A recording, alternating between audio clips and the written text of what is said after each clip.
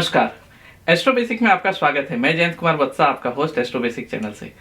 आज मैं डिस्कस करने जा रहा हूँ वार, मतलब जिस दिन आपका जन्म हुआ है, रविवार, सोमवार, मंगलवार, बुधवार, जो भी वार है सप्ताह के 7 वार में से, उसके अनुसार आपका पर्सनालिटी क्या होगा।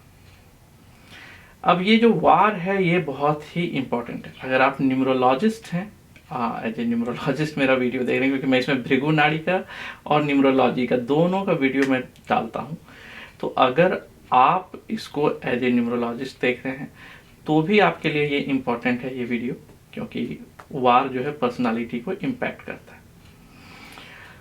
अगर आप इसको एज ए एस्ट्रोलॉजी देख रहे हैं तो भी ये वीडियो आपके लिए इम्पोर्टेंट है, क्योंकि वार जो है पंचांग, जो 5 लिम्ब्स हैं, पंच प्लस अंग पंचांग जिसको कहते हैं, जिसपे पूरा एस्ट्रोलॉजी बेस्ड है। तो जब मैं भृगु नाड़ी सिखाता हूँ तो मैं बताता हूँ कि ये वार का क्या सिग्निफिकेंस है, और जो 5 एरियाज हैं, ये पंचांग का जो 5 लिम्स है, ये इसका क्या सिग्निफिकेंस है, इसी पे पूरा एस्ट्रोलॉजी बेस्ड है। तो उसमें से एक सेक्शन जो है 5 लिम्स में से वार का भी आता है। तो वार जो है बेसिकली फायर एलिमेंट्स को बजाता है। अगर आप 5 पंचांग का 5 लिम्स को देखें तो हर एक लिम्स जो एक एलिमेंट्स है, फायर, अर्थ, एयर, वाटर और स्पेस। तो उसमें जो फायर वाला पार्ट है वो वार को बताता है, इसलिए इसका सिग्निफिकेंस बढ़ जाता है। अब आते हैं कि ये वार को कैसे यूज करते हैं। तो आज जो मैं डिस्कस करूंगा वो बेसिकली पर्सनालिटी के पर्सपेक्टिव से ही करूंगा, लेकिन एस्ट्रोलॉजी में बेसिकली इसका जो सिग्निफिकेंस है वो थोड़ा हेल्थ एनालिसिस में भी यूज होता है, क्योंकि ये फायर बताता है। तो जिस दिन आप पैदा लिए हैं वो वार का जो रूलिंग प्लैनेट होता है उसका पोजीशन अगर कुंडली में देखा जाता है उसके अनुसार हेल्थ जज किया जाता है, तो उसका एक सिग्निफिकेंस है। तो जो मैं अपने एस्ट्रोलॉजी वाले क्लास में, भृगु नाड़ी का क्लास या एस्ट्रोलॉजी प्रोफेशनल कोर्स में मैं डिस्कस करता हूँ, लेकिन यहाँ पे हम लोग केवल पर्सनालिटी डिस्कस करेंगे। तो अब आते हैं कि वार चूज कैसे करें। अब क्या है ना कि ये वार जो होता है इसका फंडा ये है कि ये सूर्योदय से नेक्स्ट सूर्योदय से पहले तक का लिया जाता है। तो अगर कोई जगह पे किसी का जन्म जो है, मान लिया जाए रविवार के दिन हुआ है, लेकिन वो सुबह 4 बजे हुआ है, तो बेसिकली वो शनिवार ही था, क्योंकि सूर्योदय जो है उस शहर में फॉर एग्जांपल अगर 6 बजे होता है तो वो 4 बजे हुआ है, मतलब सूर्योदय से पहले हुआ है, तो वो पिछले दिन का ही उसमें कैरेक्टरिस्टिक्स ज़्यादा पाया जाएगा।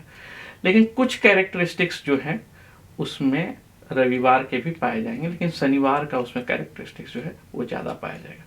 तो अगर आप लोग इस वीडियो को देखेंगे तो आप लोगों को ये समझना चाहिए कि ये उसका जन्म जो है जिस वार को हुआ है उसके अनुसार उसका पर्सनालिटी क्या है, but at the same time आप ये भी देखिएगा कि उसका समय क्या था, क्योंकि उसके अनुसार ये वेरी करता है। तो आज हम लोग डिस्कस करेंगे संडे, रविवार के ऊपर।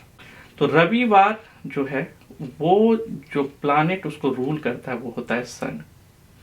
वैसे ही मंडे जो है सोमवार, उसको मून, ट्यूसडे मंगलवार मंगल। हम लोगों के जो तिथि है, मतलब हम लोगों का जो हिंदी कैलेंडर उसमें प्लैनेट्स ऑलरेडी मेंशन है। बुधवार का बुध, बृहस्पतिवार का बृहस्पति, शुक्रवार का शुक्र, शनिवार का शनि। तो रविवार का जो है वो रवि, जो कि सूर्य का है, तो वो बताता है। तो अगर आपका जन्म रविवार को हुआ है तो सन की क्वालिटीज उसमें पाई जाती है, और एट द सेम टाइम उसमें फायर एलिमेंट्स की भी क्वालिटी पाई जाती है। तो जैसा कि आप जानते हैं फायर एलिमेंट्स में जो है और सूर्य में जो है लीडरशिप क्वालिटी होती है। उसमें ईगो तो होता है, लेकिन एट द सेम टाइम बायबॉर्न लीडरशिप रहता है। जिस तरह से सूर्य शाइन करता है और दूसरे को भी प्रकाश देता है, वैसे ही ये लोग जो होते हैं खुद तो शाइन करते हैं, एट द सेम टाइम वो अपने आसपास लोगों को भी शाइन कराना चाहते हैं। मतलब ये केवल अपने बारे में ही नहीं सोचते, डेफिनेटली ये ग्रो करना चाहते हैं। इनमें ये सेंस रहता है कि इनके पास पावर, अथॉरिटेटिव हो और लोग इनको पहचाने, जाने, इनका नेम फेम हो। तो शाइन करना मैं वाला क्वालिटी रहता है, आई वाला क्वालिटी रहता है ईगो का, लेकिन एट द सेम टाइम ये दूसरे को भी वो शाइन कराना चाहते हैं जो भी इनके साथ रहता है। इसके अलावा अगर रविवार को कोई पैदा लिया है तो उसमें जो एक अच्छी क्वालिटी ये होती है कि वो परिवार को पसंद करता है, वो अपने परिवार के साथ बंधा रहता है, और उसके जो वैल्यूज होते हैं फैमिली के उसको लेकर के वो चलता है। आप में अपने माता पिता को इज्जत देना, गुरु को इज्जत देना, ये सब क्वालिटी जो होती है, जिसको हम लोग कैरेक्टर कहते हैं, संस्कार कहते हैं, ये चीज़ बहुत पाया जाता है। आप खुद तो राइज करना चाहते हैं तो दूसरे को भी राइज कराता है, जैसे मैंने पहले बोला। एट द सेम टाइम ऐसा नहीं है कि आप अपॉर्चुनिटी को लूज करना चाहते हैं, आप अपॉर्चुनिटी ग्रैबर भी हैं, बट ये भी मेक श्योर करते हैं कि आप सामने वाले को बिना डाउन किए आगे बढ़े। तो आप कम्पिटिटिव नेचर के हैं, आपको जो स्पोर्ट्स पसंद आता है वो भी थोड़ा कम्पिटिटिव होता है, और उसमें आप विन करना चाहते हैं, आप हमेशा चाहते हैं कि आप जीतें। खाने पीने के आप शौकीन हैं, और आपको हमेशा जो खाना है मतलब उसमें ऐसा नहीं कि बहुत खाते हैं, मतलब वेराइटीज़ होनी चाहिए और थोड़ा रॉयलनेस होना चाहिए, मतलब रॉयल जो क्वालिटी होता है वो आप में देखा जाता है। क्योंकि सूर्य जो है वो हमेशा अपने आप को किंग समझता है, और किंग होता है तो सूर्य की क्वालिटी अगर आप में है तो आप में जो है किंग वाली क्वालिटीज आप में और पाई जाएगी। नेम फेम आप अट्रैक्ट करते हैं और आपको इजीली मिल जाता है। आप इंटेलिजेंट हैं और डीप थिंकर हैं। एज ए एम्प्लॉय आपको अगर इंडिपेंडेंट काम करने दिया जाए तो आप ज़्यादा अच्छा करते हैं, आप नहीं चाहते हैं कि आपको ज़्यादा कोई रोके टोके, मतलब बेसिकली आपको बॉस उतने पसंद नहीं आते हैं। आप रेस्पेक्ट कर सकते हैं अपने बॉस को अगर आपको लगता है कि ये बॉस आपसे ज़्यादा टैलेंटेड या नॉलेजेबल है, तो आप उसको उस नज़र से रेस्पेक्ट दे सकते हैं। बट अगर वो आपको एज ए बॉस अपने पोजीशन के अनुसार करता है तो आपको वो पसंद नहीं आता। But at the same time जब आप बॉस बनते हैं तो आप अपने जूनियर्स का, अपने टीम का पूरा ख्याल रखते हैं और चाहते हैं कि सब कोई ग्रो करे। तो as a leader, as a head आप ज़्यादा अच्छा परफॉर्म करते हैं। एट द सेम टाइम जब भी आपके जूनियर्स या फिर जो आपके जो रिलेटिव्स हैं वो हमेशा आपको एक होप वाले नज़र से देखते हैं कि अगर हम इसके पास जाएंगे तो ज़रूर ये मेरा काम जो है कर देगा, या शायद ये मेरे प्रॉब्लम का सॉल्व कर देगा। तो आप जो है लोगों के लाइफ में एक आशा क्रिएट करते हैं, और ये बहुत मैंने ऑब्जर्व किया है क्लोजली उन सभी लोगों से जिनका भी सन स्ट्रांग है या फिर रविवार को पैदा लिए हैं, तो उनमें, क्योंकि वो सूर्य जो है एक होप का भी मतलब वो है, प्लानिट है। तो ये लोगों की नज़र में रहता है कि नहीं चलो अगर इसके पास जाएंगे तो ये जरूर मेरा जो है प्रॉब्लम सॉल्व कर देगा। तो लोग जब भी डाउन होते हैं तो आपका कंधा मतलब रहता है, और आप सॉल्व भी कर देते हैं, आप कुछ ना कुछ उसके लिए सॉल्यूशन लेके आते हैं ताकि उसका प्रॉब्लम सॉल्व हो जाए। जब भी कोई सक्सेस पाता है तो दो चीज होता है, एक होता है पाथ कि किस पाथ पर चल करके आप सक्सेस पा रहे हैं, और एक होता है गोल। तो आप गोल तो अचीव करना चाहते हैं, but at the same time जो पाथ है आपका वो भी हमेशा चाहते हैं कि आप राइट पाथ चूज करें, ऐसा पाथ चूज करें जो सही हो या फिर मॉरली सही हो।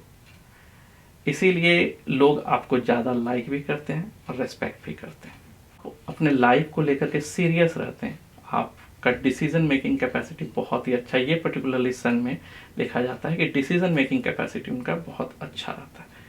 उनके सामने अगर ए और बी दोनों दे दिया है तो वो इस तरह से डिसीजन लेते हैं ताकि ए भी खुश रहे और बी भी खुश रहे। तो ये जो आर्ट है आपका डिसीजन लेने का, ये आप में बहुत अच्छा है। आप पायस हैं, मतलब कि आप भक्ति जो कहते हैं, भगवान को लाइक करते हैं, या फिर गॉड फियरिंग भी कर सकते हैं, गॉड लविंग भी कर सकते हैं। मतलब आप भगवान पे विश्वास रखते हैं और मानते हैं कि इन पे विश्वास रख के आगे बढ़ना चाहिए और बढ़ा जा सकता है। आप हमेशा नया चीज़ सीखना चाहते हैं और सीखने के लिए रेडी रहते हैं। यही रीज़न है कि आपके पास मल्टीपल सब्जेक्ट का नॉलेज भी रहता है।